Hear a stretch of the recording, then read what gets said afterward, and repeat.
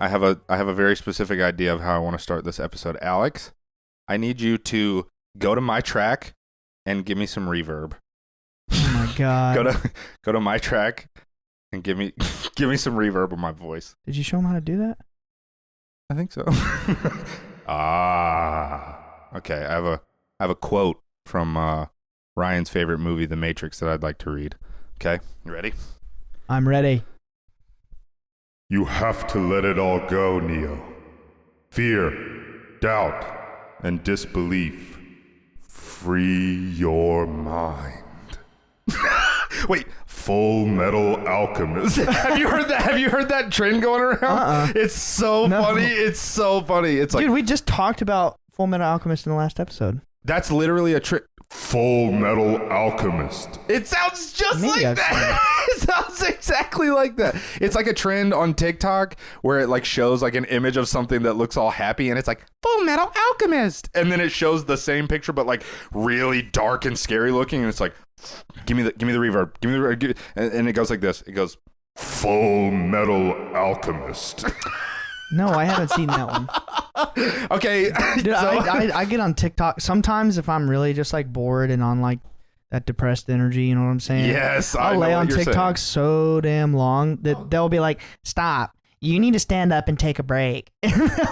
Like, Wait, have you ever seen that? No. Dude, no. TikTok has sponsored ads where it's like, "You need to take a break," and I'm like, "Oh, What? man." Yeah, if you're on like 2 hours, the TikTok will tell you like get off the app. Are you saying you go on 2-hour TikTok binges? Dude, sometimes yes. That's heroic.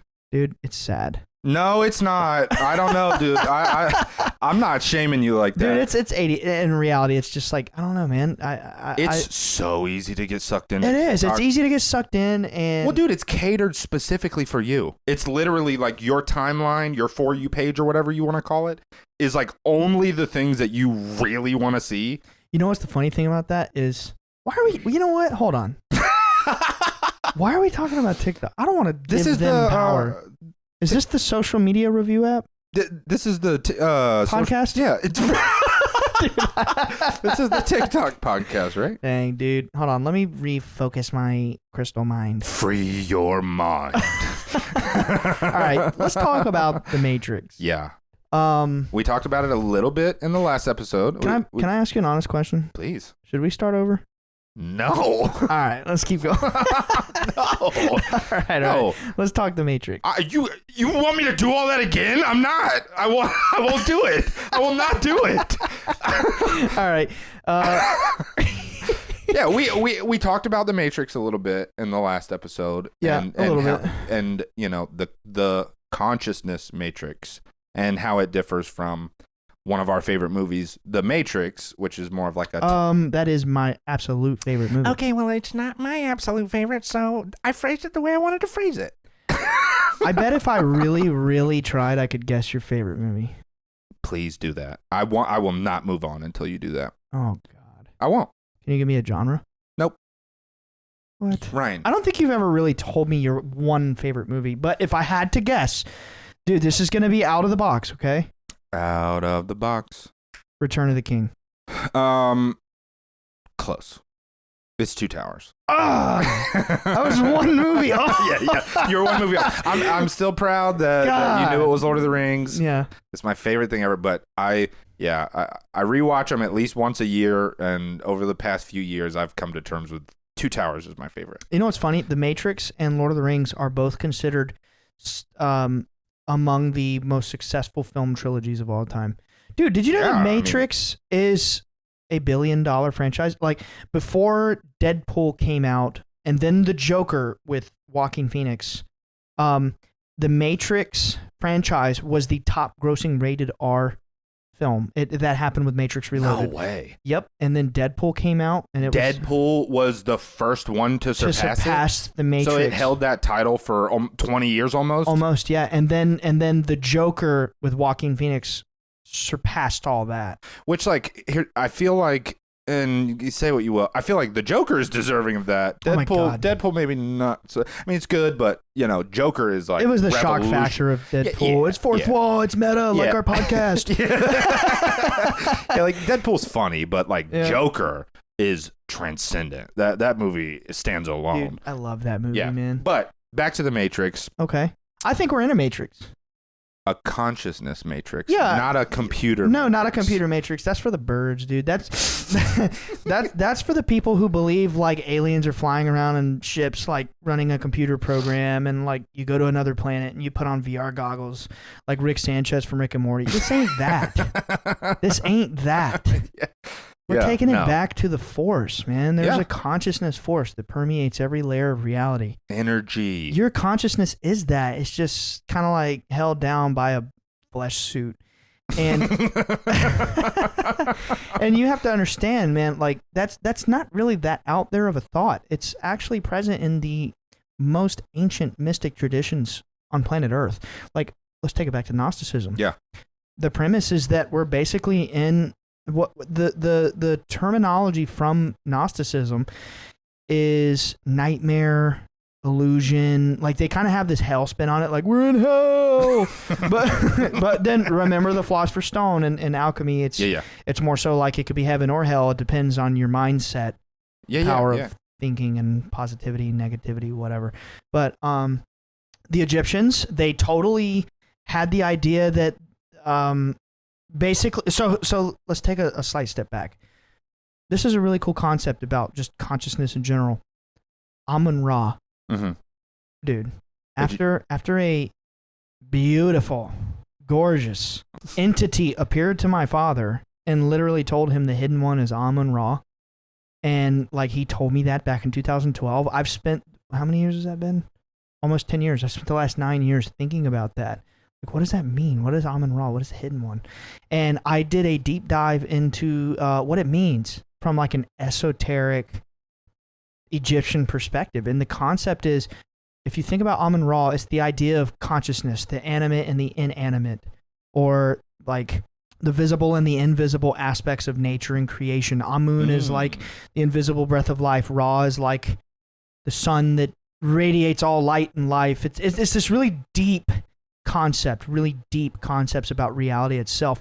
And then all of the other, quote, deities in the Egyptian myth are not literal, but they're metaphorical, or you could say they're like archetypes of the one consciousness, or they're like forces of nature. Like Osiris is not a green dude who walks around and like is a shepherd, but it's an archetypal force of nature whose mechanism is to lead people to enlightenment, the afterlife, eternal life, whatever. So then within like this context, when you talk about archetypes and that kind of stuff, is like archetype and force of nature sort of synonymous? They're the same thing. Okay, like You got to remember, dude, we're in a mind. Yeah. This is a mind. Nature is just a part of that mind. And the forces of nature, like there's the force, right? The field, the unified force, whatever. It animates life. It animates nature. Kind of like, think about it like this: the human body. It's as above, so below. So the human body is its own little universe. It's like a small representation of the larger universe. Oh my God! Yeah, that's a perfect example. It's as above, so below. That's a perfect. Your body's like example of its that. own. Like you are a universe. Your mind, your body, your spirit, whatever. Oh my God, that's like, you know, all those funny, like cringy, like comparison images online of like, this is a picture of your brain. This is a picture of the universe. But it's true. Yeah. Yeah. It's like no, fractal. that's legit. Yeah. Dude, so when you start talking fractal and you start talking like the Matrix and why there's evidence of that, you have to understand sacred geometry. I said that weird to brainwash the audience so that they would never forget that, and it would seep into the depths of their unconscious mind. So let's say it exactly how Ryan said it. Sacred geometry. We nailed that. When you understand, hold on, we're gonna say it one more time. With Alex is queuing us up. Hit me, Alex. You ready? No, we're not ready. Testing. Full Do I have the Metal reverb? Alchemist. All right, you ready? Yeah. Sacred geometry. Cool. Sacred geometry is probably one of the most important esoteric topics of all time. Wow. What do you think the G stands for in Freemasonry, dude? I don't know. Geometry. I know, like I ask you, like you devoted your life to studying this. That's what you're here for. I'm here to just be mind blown by everything you say.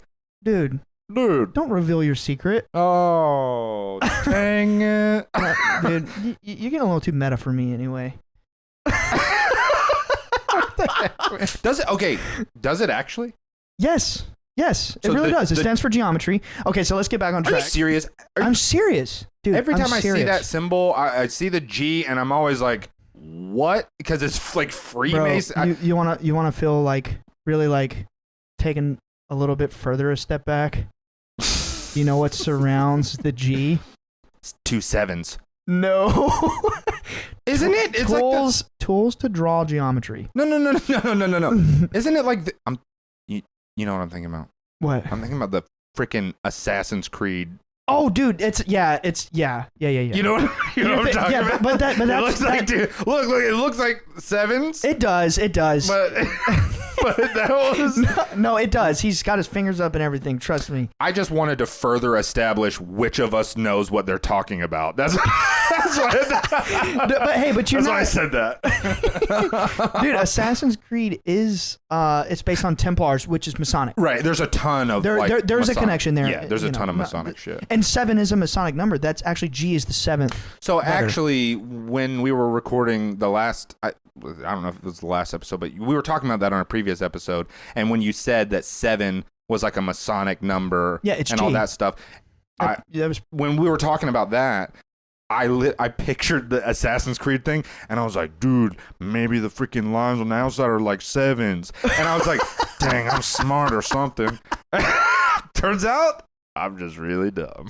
Nah, dude, that's funny. Okay, man. so please explain geometry. Like, it stands for geometry. Why? And okay, So you really want to know? I guess.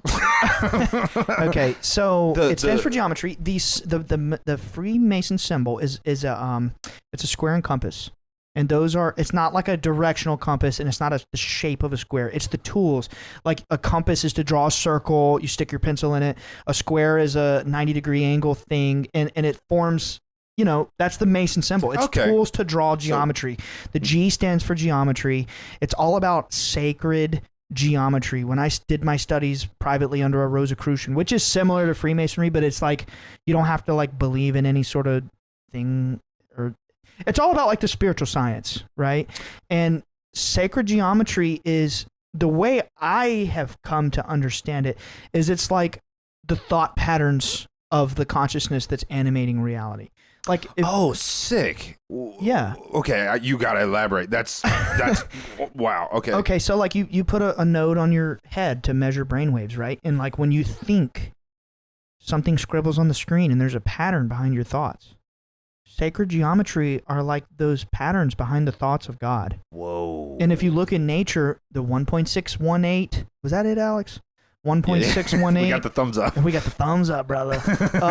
Phi. The golden ratio, which is we were literally just like talking about that. Pythagoras taught all this stuff. The Greek philosopher and mathematician Pythagorean theorem. He didn't just teach Pythagorean theorem. He literally had like a whole cult. A squared plus B squared equals C squared.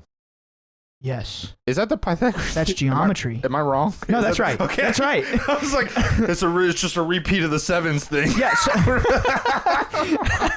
So what I'm trying to get at is if you really dive, and look, I can sit here and talk about it and you can hear it and be like, that's sick, and then go about the rest of your life and never think about it again.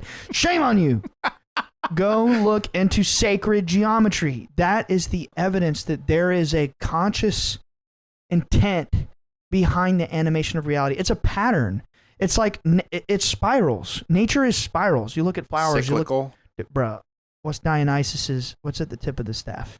The pine cone. Spiral patterns in nature. Yes, it all means, it's all about that. It's all about nature is intelligent. It's not random like we're supposed to believe, because that's the dominant viewpoint, you know, as far as like science and whatever. And synchronicities kind of fall into the same thing. It's not random. Not random. No, nothing is random. As a matter of fact, order out of chaos is another Masonic. Like quote. Like a yeah. Like it's like it's on the dollar bill. E pluribus unum, out of many one. Out of many one. Out of many one, but it's like a Masonic moniker. Out of chaos order, and it's like the reality is structured out of all this chaos. There's a conscious order. Oh, there it is. He pulled it up on the screen, even though we are literally audio only.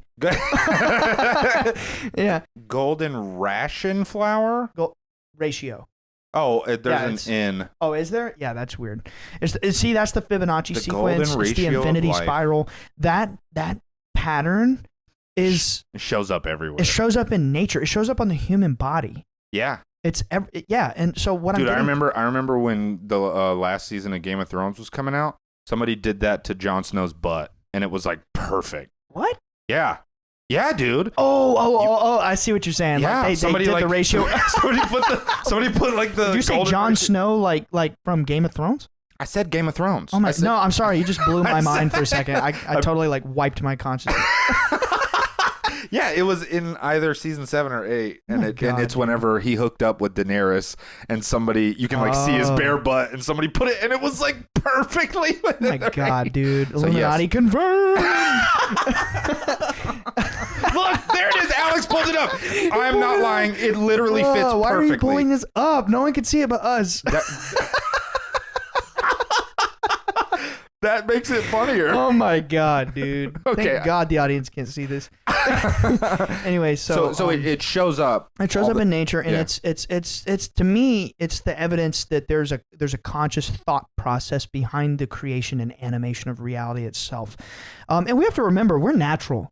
Mm-hmm. The only thing that's not natural about us is the stuff that we're like creating and employing as technology. You know, everything else is natural. Everything in nature, it has this pattern behind it. The stuff we create doesn't. Right, yeah. You know, it's a lot more crude. It's like squares, triangles. That's basically it. Now, when you take a step back from that and we kind of switch gears here, reality itself is not only that spiral pattern, but it's almost like the same shapes and patterns are just repeating itself infinitely in all layers of reality. So much so, like in every dimension of reality. When you get into cymatics, oh my God, dude. Oh, look. Yeah, see the square and compass. Are you sure that's not sevens? Hey, you know what, man? No, but you know what? You know what? The fact that in nature these patterns and these shapes and all of these things fit in so perfectly and appear all the time, it shows that there's intent. You know what I mean? Yep. That it's all for a purpose, mm-hmm. and it kind of proves that we are in a matrix. I mean, we're in a consciousness matrix. Yeah, we're in a thought form. We're in a construct that was built with intent. Yeah, and is being built with intent every day. Yeah. It's just like in the movie, like everything's intentional. They have like the lady in the red dress. There's all this there's all these patterns they keep seeing, and like the whole white rabbit shows up everywhere, mm-hmm. and like that's of course the movie, you know, for sake of whatever reason, I honestly don't know. They make it all like technology focused, but it's not like that. The true technology, in my opinion, the true technology are the natural technologies of consciousness. Like these beings I've seen, they don't have these metallic crafts, dude. Literally just appeared in my room, touched me, and dipped out.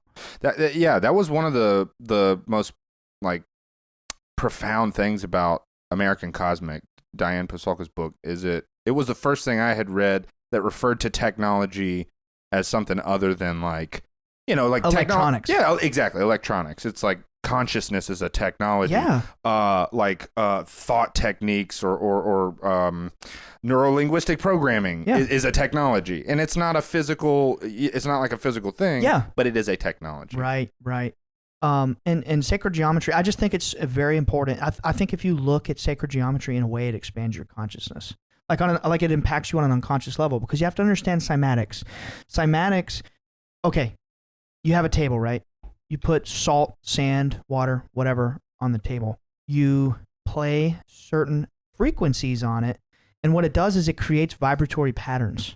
Oh, yeah. For anybody that's never seen that, look that up. It will shock you because it makes beautiful kaleidoscope-looking patterns Harmonic that are patterns. like, are they always symmetrical? They're always like It perfectly. depends on the frequency. Oh, really? Okay. Yes, you can play certain frequencies that are very like not harmonic, Right. not harmonically pleasing. I can't. Is it? You know what? You know what harmonic? that is? We talked in a previous episode about the whole thing in nature where things line up once in a while. That you know they'll one of the Hermetic things laws. they'll always line up with the frequencies. Some of them are not going to be normal, but then For sure. they're not all harmonious. But then they're eventually you if you go through all the hertz of the frequencies, every so often you're going to hit one of those hertz that is harmonious and is symmetrical.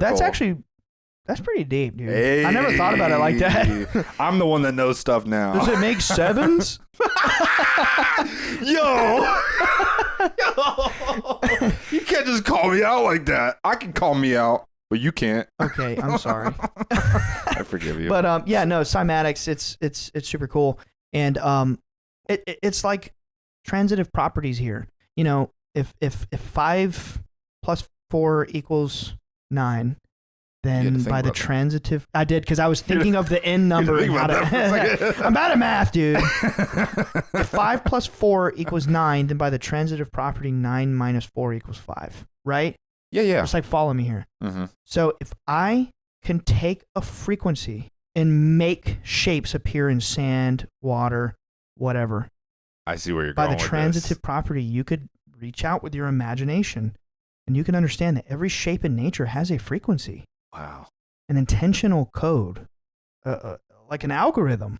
There's a mind, there's a thought out there. It's just overlapping frequencies. That's all everything is. It's all energy and frequency in a way that we can't detect with the 5 senses.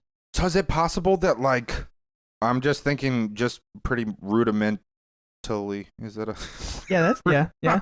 You good, bro. About that whole transitive thing that you're talking about, would it be safe to assume that, like, a 2-dimensional shape or any given shape has a 3-dimensional frequency? That's exactly true. Wow. The 2-dimensional shape of a hexagram, which is the 6-pointed star, which is like the most popular occult symbol of all time. That's another topic. Mm-hmm. But this, the hexagram or the hexagon, whatever, its 3-dimensional shape is a cube. Everything that's 2-dimensional has a vibratory frequency in the 3rd dimension, and I would assume in the 4th dimension, the 5th dimension, so on, if like string theory and all that crap is real. So, oh yeah, if you take a cube and like turn it, it's a hexagon or a hexagram. Yeah, that's crazy. Yep. Fun fact: there is a hexagonal vortex on the North Pole of Saturn. Yeah, I remember you showed me that, and that was one of the things that 100% solidified to me, like, everything has intention. Everything is for a reason. Because when you know what you know about that shape, and then you know that it's on Saturn, which is also an important piece of the, like, specifically the planet Saturn. So weird. It's just really weird. It's really weird. That there's just low key of. Bro, you know the number 7 kind of looks like a scythe. It kind of does. Where are you going with that? Well, just think outside of the box for a second. You know, when you really get into like symbols. Yeah. And you understand that numbers, letters, there's symbols that you draw that invoke an association in your mind, but really it's a vibratory frequency, right? Yeah, It yeah. impacts your consciousness. You see that little picture that sort of looks like a scythe, and you understand 7 digits of measurement, right? Yeah. Well, these are very ancient symbols, and in some esoteric traditions, the number 7 might be associated with time. Well, if you understand Greek mythology, Kronos, the god of time, or the reaper with the scythe, well, now you're getting into some weird esoteric topics, and we're going to... Kronos has 7 letters in it. Does it? Mm-hmm. Chronos. In Rome, that is Saturn. Oh. Yeah, so it just gets really weird, and anyway, that's a cool little topic. Yeah. A There's so many synchronicities. It's It just, every one that you find, every one that you see just further solidifies. You know how I know we're in a matrix, man? Tell me. My dad met Tom DeLonge. Yeah? who's like this big rock star dude. He's literally like. I never heard of him. I hadn't either, dude. I hadn't either. I didn't know who he was. Yeah. No, I'm just totally kidding. But my dad met him and they like hung out several times. And next thing you know, Tom retweeted one of my photos. Oh yeah. That's so weird. What? No. Oh, he posted it. He didn't retweet it. He posted, so he cropped and posted one of my photos, right? Right. So that was weird. Yeah. So I have a rock star reading my Twitter. Yeah. I have a DARPA scientist reading my Twitter. Jeez. I'll put off. I got an email about that I said something about one of his research papers that I shouldn't have said, and it was like, never talk about this again. But you know, jeez. Yeah. I have met the director of the spy program, supposedly. Right. I say supposedly because it's like, is he really? I don't know. He's a spy. It's kind of inherently like an oxymoron. Like yeah. I met Robin Leach, the billionaire. He was pretty grumpy. Grumpy? Yeah, he was pretty grumpy. I've met all these crazy, powerful people because I saw lights. Yeah. Right? And it's like, to me, it's like, why was I just a normal kid who saw these things and then all this high frequency crap started appearing? And dude, I'm out there tweeting about like Star Wars and consciousness and the Force. Bro, we've planned to talk about Star Wars on our podcast for how long now? 2 months? Yeah. Yeah. Oh my God. Yeah. Tom DeLonge does an interview the other day. What's he talking about? The Force, Star Wars, and it's like trillions of frequencies overlapping, and it's like, yeah, like the Force from Star Wars is real, and like this, and it's like what I'm saying he's saying. Bruh, Tom, come at me, dude. I'm just kidding. I'm just kidding. I'm just kidding. Anyway, it's like, come on, man. You know, that's why I think this is a matrix. I'm you know, it's weird. Like the synchronicities that happen in your life that are meaningful. Bro, you're talking to me about Duncan Trussell. A month later, we're texting because of my friend Nick Hinton introducing us. It's a matrix. I don't even feel like it was a month. I feel like it seemed so quick. Like we started talking about Duncan Trussell, and then it felt like a week later you were like texting. Yeah. In all seriousness, all jokes aside, I really would like to meet Tom DeLonge. Yo, collaboration. I reached out and messaged Jim Simivan, the vice president at To the Stars Academy. I said, hey man, I'd love to have you on my show. I know the CIA vets everything you say, and I'm not even going to like let myself be disappointed by asking. So anyway, can you get me Tom? I would love Tom on my show, and like I got ghosted. Big deal. I know he's busy. So in all seriousness, I think it'd be epic if Tom came on my podcast. I'm just kidding. Yeah, that'd be awesome. And he's a very smart guy, but it's just so weird to me that we're out there like tweeting the same things. Yeah. I mean, that in itself is like a synchronicity. It's you guys are stumbling across the exact same stuff. Yeah. Why do you think it's a matrix, dude? Because I ate a steak that was really, really, really, really, really good. Dude, do not tell me you're a cipher. You're the betrayer. When I eat this steak, it is tender and juicy and delicious. No, I mean, it's really a recent development for me, honestly. I mean, yeah. Be honest, it's because you know me. It is. I was just gonna say that. I was gonna say that. I mean, that's funny. We said it, and I think the first episode or something. I was only introduced to this world and all of this stuff because, like, from knowing you. You know, I don't know that I ever would have found out about this stuff. I mean, it's not like you're the only person, you know, saying this stuff. So maybe I would have listened to Bledsoe Said So and found out about it that way. You probably would have, man. But I would have. No, honestly, it was the thing that really set it in stone for me was that hexagonal storm on Saturn, because we had been talking for probably a couple weeks at the time about Saturn, about the six-sided symbol, about cube, you know, just symbolism in general. And then also you had introduced me around the same time, you had introduced me to the concept of synchronicities. Yeah. And it was like, oh, that is the biggest possible synchronicity that, like, I mean, it's planet-sized, literally planet-sized. If you ask Nick Hinton, dude, this blew my mind. He said reality itself is just a bunch of synchronicities. I mean, I see it. I see that it's now. Just like making order out of all the chaos. Everything is connected by like this thread of destiny. And synchronicities, in my opinion, are like you're starting to see the overlap between the threads. You're like seeing behind the magic trick. Dude, without being like too on the nose, it's like in The Matrix when he sees everything as code. Yep, and it's green. He sees everything and he gets it. He's like, he sees all the pieces. Yes. The binary, suddenly it all makes sense. Yep. And another awesome thing about that movie that has a lot of parallels to what we're talking about is, if you remember the first movie, Morpheus's whole thing was getting Neo to believe. Yep.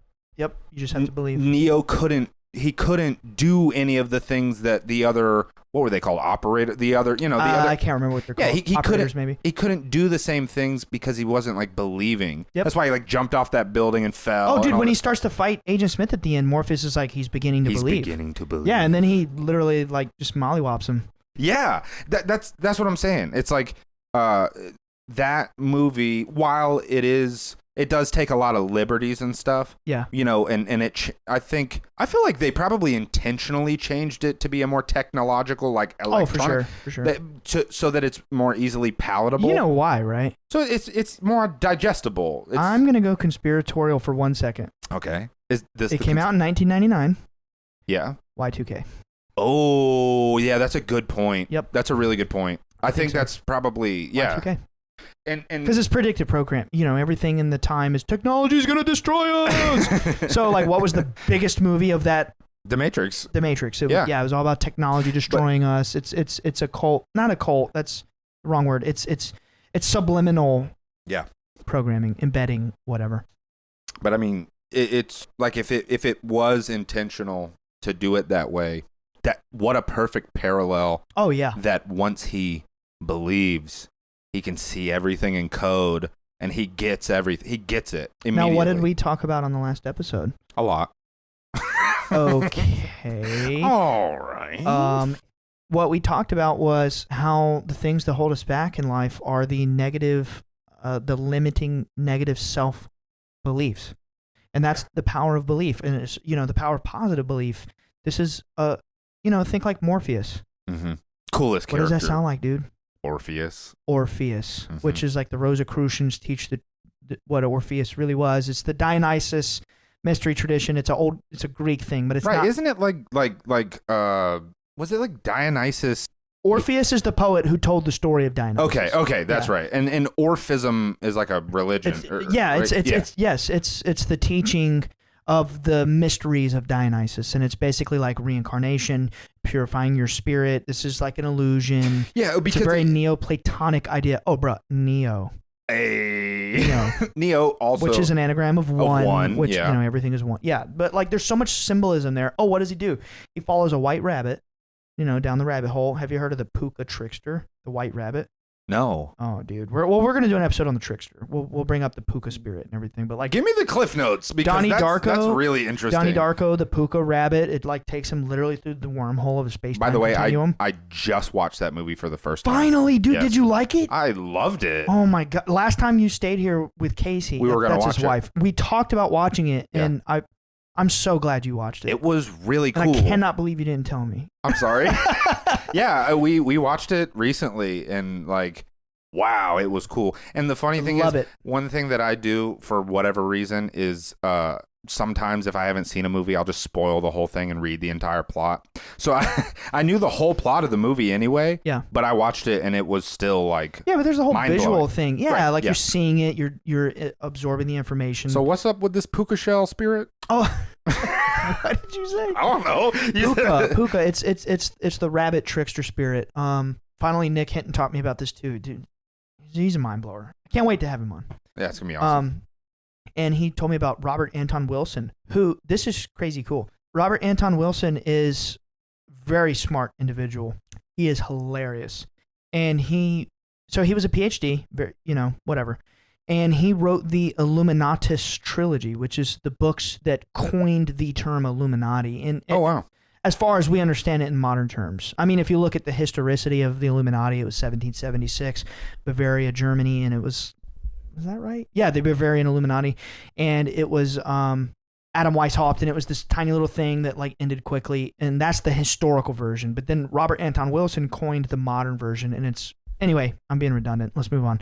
He also came out with I was interested, for the record. Oh, really? It's interesting. I'm sorry. It's awesome. I read this stuff so much, I forget. Your brain moves faster than my your brain mouth. moves fast, and I forget what you do and don't know. Yeah. So Robert Anton Wilson is the reason we have a modern understanding of the Illuminati. I love that every time you say Illuminati, you go, Illuminati. Yo. Say it again. Alex is queuing you up with something. Right. Go. Illuminati. Dude, they're just like a bunch of whiny little... They're a bunch of whiny little idiots. And you know what, dude? They wish that they could see the phenomenon that's on my property, and that's why they're so desperate. Oh, dude, we're getting too meta here. Let's move on. No, we're not. Because what's the difference? You and your family are focused on... I've never publicly acknowledged the Illuminati yet. That was the Illuminati. But idiot. You and your family are and have always been focused on positivity, spreading love, being, caring for each other. That's the difference. Yeah. That's why you see these things and you're presented with these things, and they're some people may or may not be the Illuminati. Yeah. But they're begging, they want desperately to see the things that you and your family see. Yeah, man, it gets weird. But let's get away. Let's get back to the... I want to tell you about the puka. So, so Robert Anton Wilson, super smart. And he tells videos about the puka, and it is so funny. Like, how can I describe Robert Anton Wilson? It's the Discordian Society. It's this group of people that got together, and their whole idea was they were going to, pull apart the fabric of reality by using, meme magic, basically. And that sounds really fringe. What the heck is meme magic? It's the idea that, through the intense transmission of memes, cultural, counterculture, using humor to program it, to kind of program people. To kind of deflate the power behind certain things. Yeah. You can make societal change. Kind of like Bo Burnham, just lighting everybody up with his comedy. Healing the world with comedy. Yeah. Yeah. But anyway, so that's kind of what Robert Anton Wilson's whole thing was, and he had this group called the Discordians. Funnily enough, dude, Duncan Trussell's influenced by them. Oh, yeah? The Discordians. I think at one point he called himself a purple pope. Yeah, that's an ongoing... Did he really? That's an ongoing thing with him. Yeah, that is Discordian. He regularly calls himself that. Yeah, that's what Robert Anton Wilson came up with. If you're a Discordian, if you hear me speak, you are now pontificated as a purple pope of the Discordian Society. And just the way he talks is so fun. You got to watch Robert Anton Wilson. He's a comedic genius, but he's literally dropping truth bombs on people through comedy. Hell yeah. Where was I going with that? Oh, the puka. And he tells this funny story. He's like, and I was in Ireland, and a 6-foot-tall puka spirit came up to me and blah, blah, blah. And I'm like, what the heck is this? And I started researching it, and the puka is the concept of the rabbit trickster for kids. Oh my God, you did not just do that. Yeah. That's crazy. Yeah, dude, it's all archetypes, man. They Okay, but hang on. You gotta they understand how archetypes affect our unconscious mind. But okay, you gotta explain a little. So there's a 6-foot-tall puka rabbit spirit? It's not literal, it's a joke. What Robert Anton Wilson's doing is he's using comedy to how can I say that? To reveal esoteric knowledge. Gotcha. He's dismantling. Yes, and he's talking about the puka. And then you start analyzing symbolism. Oh, I remember why I was bringing this up, because Matrix. What is the message Neo gets when he wakes up is follow the white rabbit. Mm-hmm. And then that chick appears, and she has a tattoo. She has a tattoo of a white rabbit, and he follows her, and it leads him to Trinity. Yep. The Trinity. Yeah, yep. It's the trickster. It pulled him out of the Matrix. Yeah. We're getting meta. We're talking about a different topic, but you know what? Whatever. Whatever. All right, let's take a positive. When you start talking Matrix, when you start talking simulation, whatever, a lot of people get this nihilistic viewpoint, like nothing matters. I will say I definitely had that at first before I learned. You know what I mean? It's called existential dread. There should be no dread, man. Wow. Just because, I mean, that was some hippie. There should be no dread, there should be no dread, man. Anyway, no. I believe there is a positive higher power. I think when we get into the dual paradox of reality, that's one of those hermetic principles, and the Chinese Tao, the yin yang. Reality itself is paradoxical, but I believe the negative quality is the absence of the positive. I believe when you go into higher realms of reality, you're kind of like sliding up that spectrum on the duality, right? So we're somewhere in the middle in the realm of, well, things could be true, yet they could not be true. It's this weird paradox. Yeah. You know? But it's not necessarily that because... They could be good, they could be bad. They could be hot, they could be cold. Right. You know, if something is the absence of good, it is bad. Something is, you know, and there's a continuous spectrum that's not black and white. It's just... It's a sliding scale. Right. For conversational sake, it's very simple to say it that way. And I think as your consciousness progresses and it's aware, you know, your awareness ascends or whatever, and, you know, maybe in the next level, you're more so part of that egregore collective consciousness. I don't know. Anyway, egregore collective consciousness. Yeah, that's all egregores are. It's just like collective consciousness. I thought egregore was like a thing where it's like you speak it into exist. It's like a dark thing. Is egregore not always? No, it's not always dark. It's a thought form. So if a billion people believe something strong enough, it's going to have a level of influence on reality itself. Because this is all a mental matrix. Let's speak to our 1 billion listeners. No, dude. Let's speak to our 1 trillion. We're broadcasting through the multiverse. We're like Clancy in the Midnight Gospel. Yeah. We're talking to the whole multiverse. Where was I going with that? Oh, but like I personally think, because of my life with contact with weird beings who have just like made me think about things so outside of the box, I'm trying to figure it all out. And the way I see it is as your consciousness progresses, it becomes higher on that pole. Okay. You know, more inclined towards truth, energy, higher frequency, higher good, higher purpose, higher love, whatever. It's like this dual paradox. And I think if you get it right and you reincarnate over and over, and it's like you keep shedding that, it's like density, so to say. This is some like really new age crap, but it's the only way. It's the only way I can think to like take these deep thoughts and put them into words. Yeah, it's like your energy either becomes more dense or less dense, right? And it's like you're trying to free your energy. How do you do that? It's your emotions. You let go of your traumas, your fears, stuff that hurts you, and whatever. As you make peace with those emotional disturbances, it's like you're freeing your energy. And I think that's the key to that Egyptian myth of, you know, weighing your heart against the feather. It's like you right. That's how you graduate. You heal your mental state in this life. When you heal your mind, you're also cleansing your spirit. You're winning the game. Yeah. You're winning that's a good way to whatever put it. This game is, this illusion. That's what the lady told my dad. She said that this is an illusion. It's like a journey of the soul. It's like she put it in his head like it's a game. My dad always says it's like Mario Kart. Because that's like literally, you know, that's like the only game. It's like the only game he really knows. Mario Kart, Star Fox. Like he doesn't know that many games. And anyway, he knows Zelda. and it's hilarious. Dad always says it's like Mario Kart, and I'm like, well, dude, I wish it was Grand Theft Auto. Dude, don't you, man? I mean, yeah. If I was gonna be inside of one game, that's probably in my short list. You can do anything the ones in Grand Theft Auto 5. Dude, they got the role play servers. No, I'm just kidding.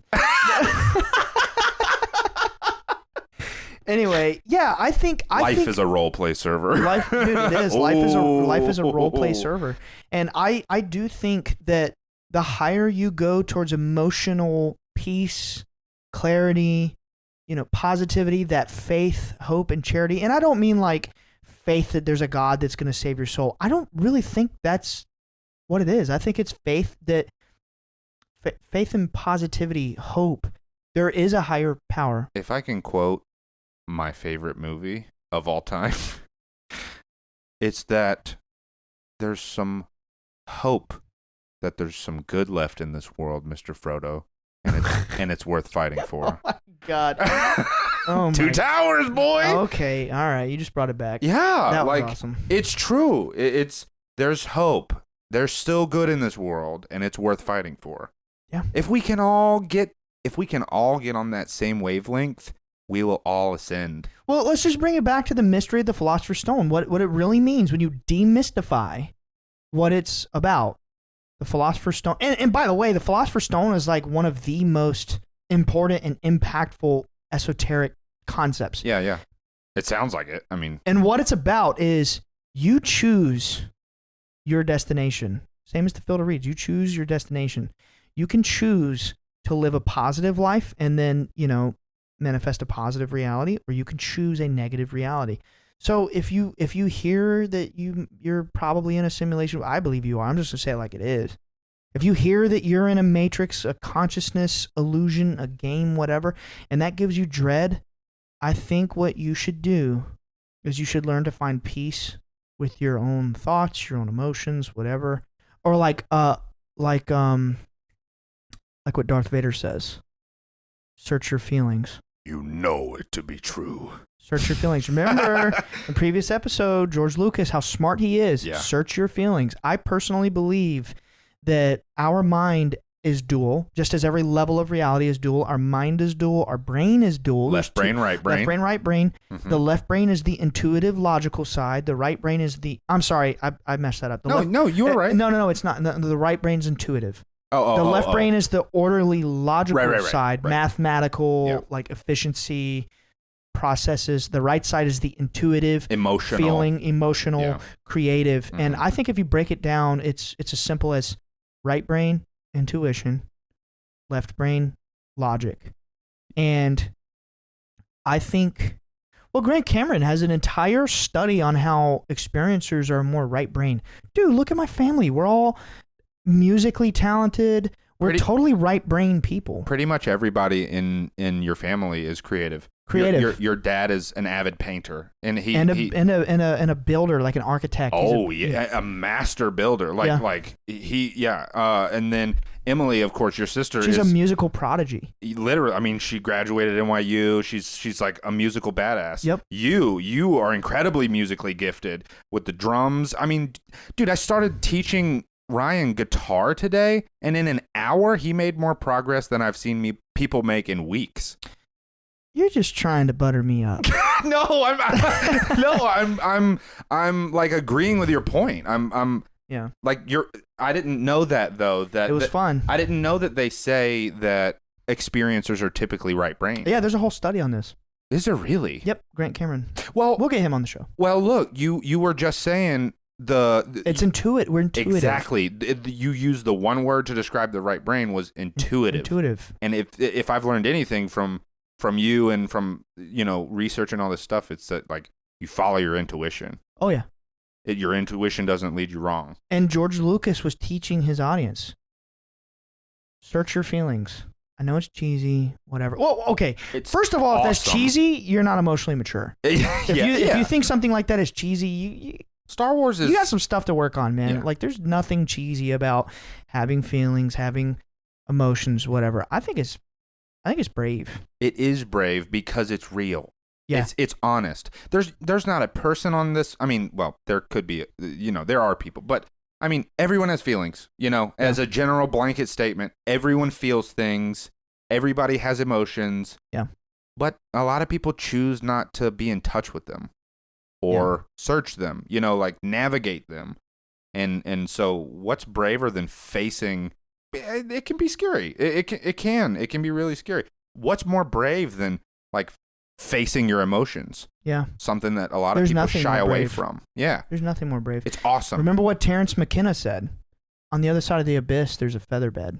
That's what he means. Jumping into the abyss and you find out it's a feather Remember, bed. Yeah. Terrence McKenna was what was it, 1,000 ego deaths. This dude blasted so much DMT and mushrooms that he knows how the mind works. He saw it. He experienced it. And I think that's what he's trying to say is like, these are metaphors for navigating your own consciousness, like a psychonaut or like a psychic. Dude, I'm gonna keep it real with you guys. The government, Diana Walsh Pasolka, and then through her, the government told me they think that my family's psychic. Yeah, I mean, what is being psychic other than extreme intuition? Intuitive. That's it. It's intuition. And you know what Joe McMoneagle and John Alexander and these government people taught us? What? Anybody can be psychic. Yeah, because if this is true with the Everybody collective consciousness and fractal consciousness, morphic resonance. if we are all a part of the same consciousness, then we are all psychic and we can all access that. Yeah. If I'm just gonna keep it raw. You know, I just want to address that. I've been on probably, I don't know, 18 interviews now. Yeah. And I always have this persona like, oh crap, like I'm so nervous, I'm so timid, like I'm gonna slip up, I'm gonna say something I shouldn't say, someone's gonna hurt me or blah blah blah. It's like, dude, I'm so sick of this. I'm so sick of going on interviews and not like being myself and not keeping it real. Yeah. This crap happened when I was 13. It was deeply traumatic. The UFO, the aliens, all this stuff happened when I was a kid, and it was so traumatic that I grew up with this persona, like there's certain things I can't say. And you know what? I got a lot to say. And we're going to say it, and we're going to keep it real. So I'm going to keep it real.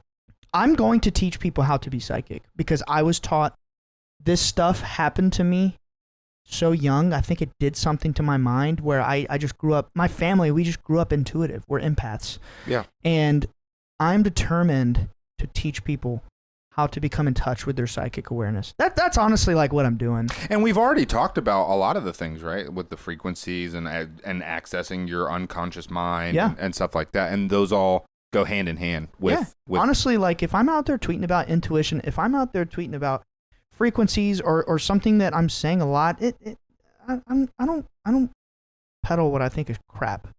Right, yeah. No, you've always you'll only represent something if you truly believe in it. Yes. Fully. If you listen to my podcast, I'm going to neurolinguistically program you to understand that you are psychic and that we are all psychic and that humanity will come to a psychic awakening, and I think we should end there. Epic. All right. Bye, guys. Bye, guys. Weird things happen in the backyard of the Bledsoe house. See it hovering, but it's just in